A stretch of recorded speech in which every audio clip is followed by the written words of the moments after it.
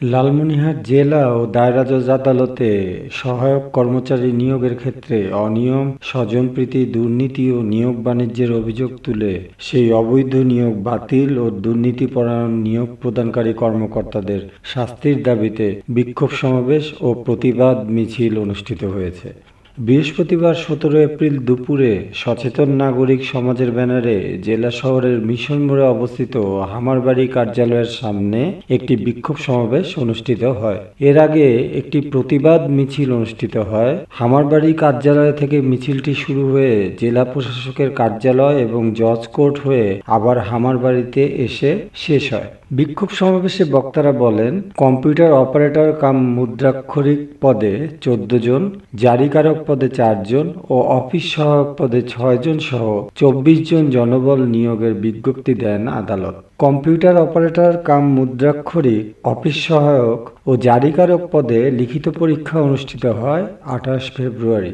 Operator পদে ৪ March ও বাকি ২ পদে ৫ মার্চ মৌখিক পরীক্ষা অনুষ্ঠিত হয়। ৫ মার্চ ফল প্রকাশ করে ওই দিনই নিয়োগপত্র ইস্যু করে কর্তৃপক্ষ।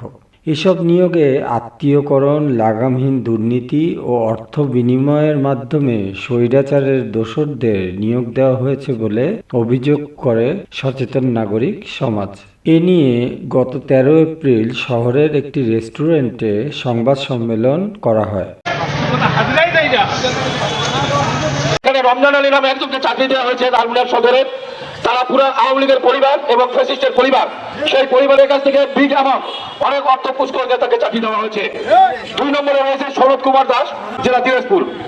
ইনি হচ্ছেন একজন এখানকার ম্যাজিস্ট্রেটের আপন ভাগিনা, যিনি নিয়োগ বোর্ডের চেয়ারম্যান। সাবির আহমেদ, তার বাড়ি হচ্ছে ঠাকুরগা, বালিয়াডাঙ্গি। রানা আহমেদ, তার বাড়ি হচ্ছে চুয়াডাঙ্গা।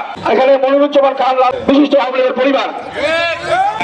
আমরা লালমনিরহাটের জনগণ আমরা কি দেখতে পাচ্ছি, কি বুঝতে পারছি, তারা আমাদেরকে নিয়ে চাল ধারণা করছে।